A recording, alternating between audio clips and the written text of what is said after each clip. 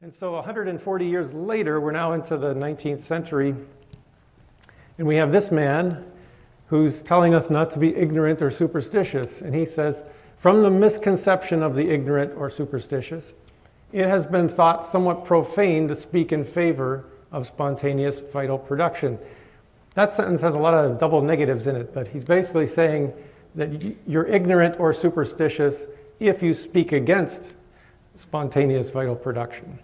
And he goes on, there is therefore no absurdity in believing that the most simple animals and vegetables, specifically microscopic things, may be produced by the congress of the parts of decomposing organic matter without what can be properly termed generation.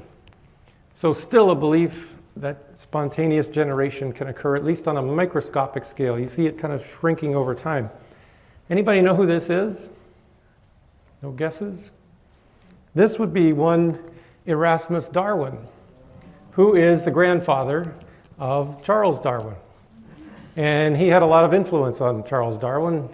Charles loved his grandfather and respected him as a scientist, and he was a believer in spontaneous generation. So we go forward about another 50 years, and the French Academy of Sciences put up a kind of a contest or a call for proposals to see if they could put an end to this, or a scientific conclusion about can things generate spontaneously.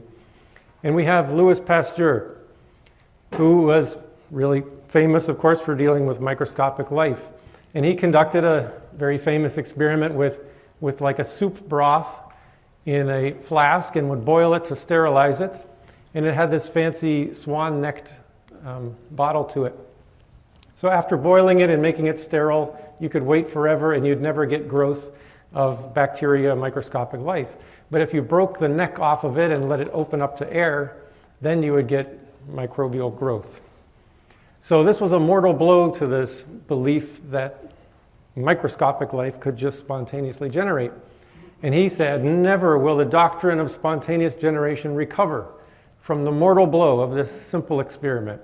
There is no known circumstance in which it can be confirmed that microscopic beings came into the world without germs, without parents similar to themselves.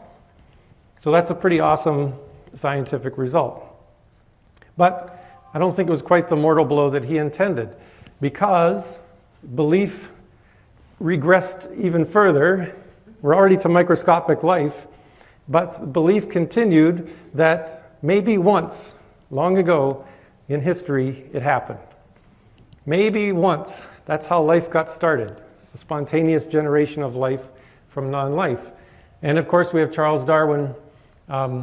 This is a letter he wrote to a friend, a rather famous quote. It's a quote about the warm little pond. A warm little pond with all sorts of ammonia and phosphoric salts, light, heat, electricity, that a protein compound was chemically formed, ready to undergo still more complex changes. So his belief that that warm little pond is where life began long, long ago, and then of course evolved to what we see today.